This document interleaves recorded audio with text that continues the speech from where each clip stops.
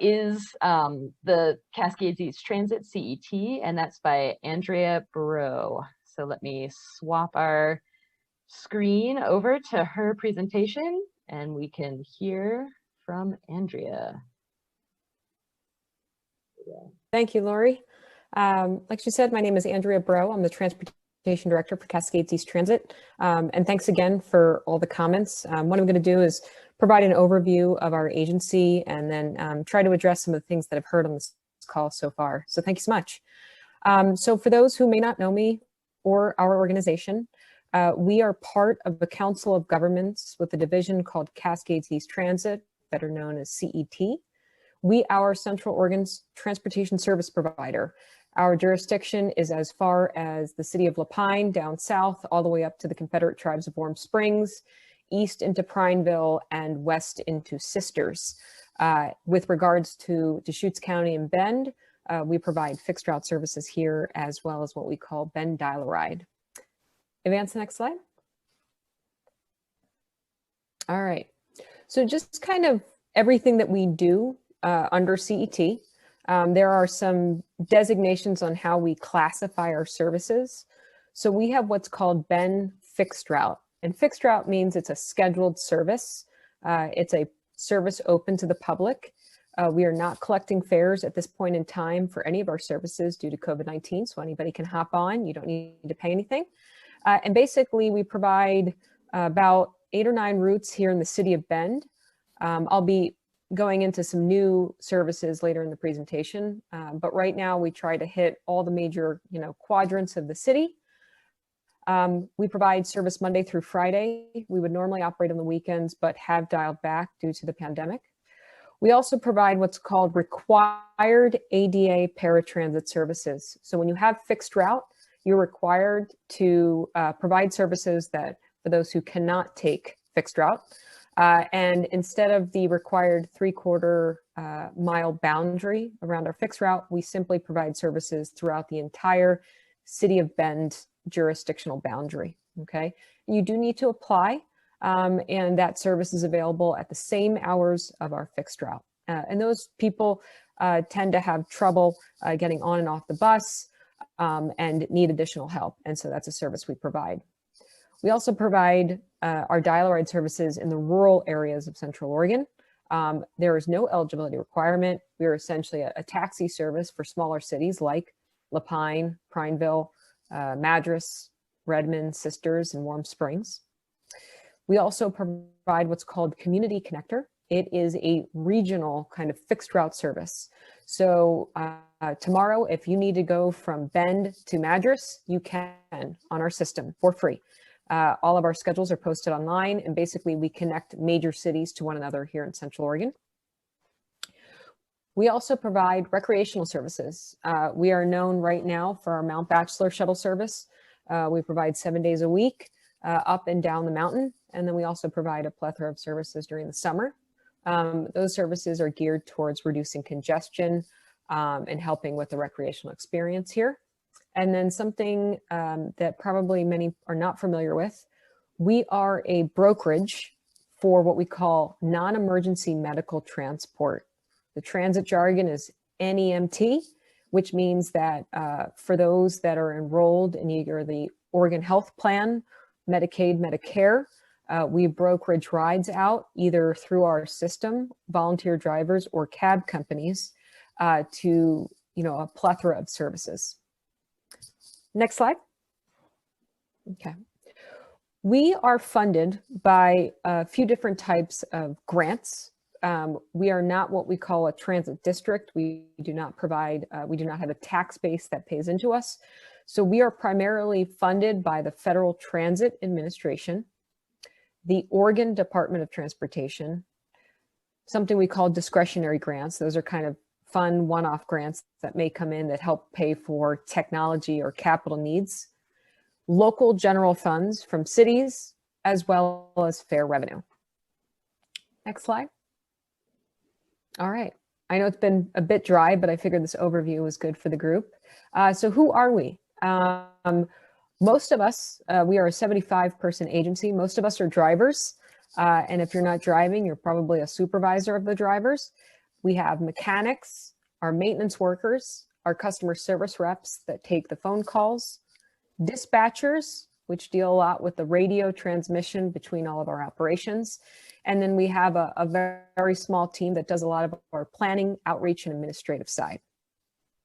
Next slide. Okay, so the fun part, right? So that was, like I said, kind of bare bones foundation of CET. But hopefully this slide addresses some of the things that we've heard on this call so far. We are introducing frequency to Bend for the first time ever. We are introducing new services along the high capacity transit corridors that Karen Swirsky mentioned earlier. That is 3rd Street, Greenwood, and Newport. And what this means is we're actually adding new and additional buses on those routes to go to a roughly 15-minute frequency, which means that people start to rely less on the schedule and simply come out to the bus stop, and in hopes that the bus will be there in a much shorter headway than in years past. This was done possible by new transit tax dollars through the state of Oregon. So we ordered the buses. They are coming here this spring, and we hope to roll the services out July 1 of this year. I will also add that we're adding services to the northeast section of Bend, where we currently have no service, as well as the southeast. And at that point, we will have pretty much most of Bend covered, except for primarily the northwestern part of Bend. At that moment, we would still have not a lot of service that people could walk to as easily.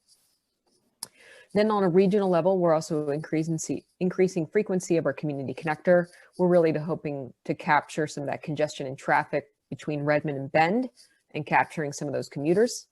We're introducing a shopping shuttle service from Sisters to Bend to get those folks who may not be able to drive anymore to go to the major shopping destinations here in Bend.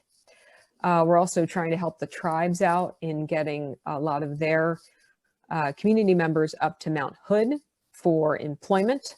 And then we are also introducing city services to the city of Redmond for the first time. So starting to mimic what Bend has into the city of Redmond.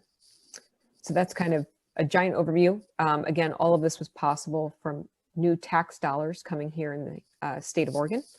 So it's been a very busy year in the world of planning and outreach. Next slide. All right.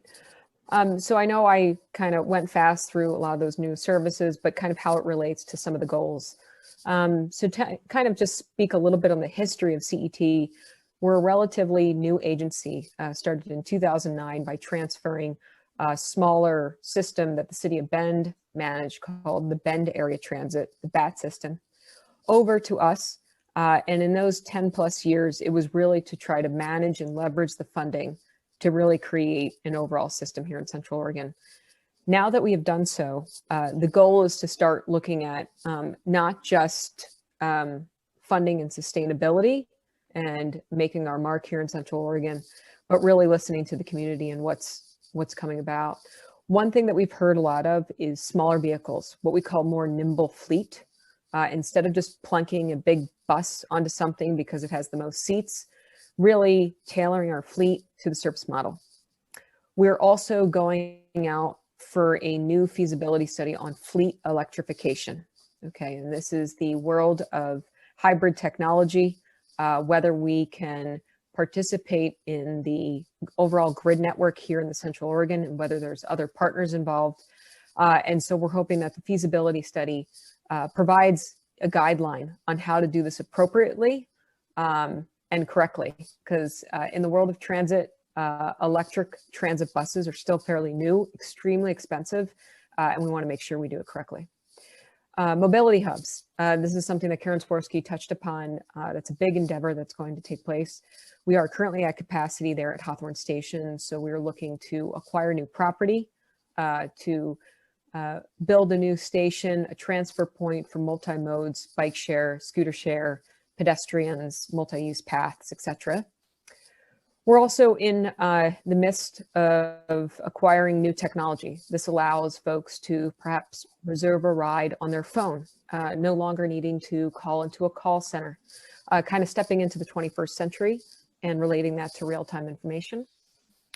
We're also undergoing new branding, getting the word out there of what we do, who we are, having a little bit more of an attractive approach to our bus stops and our logos, etc. And like I said, just increasing frequency of service to attract choice riders. And so those are some major goals of ours. And so we're pretty excited. There's a lot on our plate that is coming, and we appreciate all the feedback. I will address two things on the call that I heard earlier. This is my last slide, so I just wanted to address two things. COVID-19. I took the director position about 8 days before the pandemic hit, and I learned pretty quickly how to become an emergency manager and what public transit was doing. I will say the buses probably have not been this clean ever in their life. Like I said, we eliminated fares, so there is no transaction of money. We require masks on our buses, and we do 3 types of cleaning protocols per day on all of our fleet. And we're able to do this via some of the CARES Act funding from the federal government that allows us to do this. So far, our buses have been pretty safe. We haven't had any issues related to the pandemic. And we also have reduced the required capacity on our buses. We are only letting a certain amount of passengers on the bus at a time, and signage is posted there. And then the second is security at Hawthorne. Very much aware of those issues. I will say we've upped the security patrolling of that area, but the issues there are much bigger than just pouring money into security, and understanding that it's a multivariate problem that we're working with both community partners, City of Bend, and a plethora of other folks that know that this is a much bigger issue that CET cannot just handle by itself. So I know it's a quick presentation, but hopefully I addressed everybody's questions and comments. Thank you.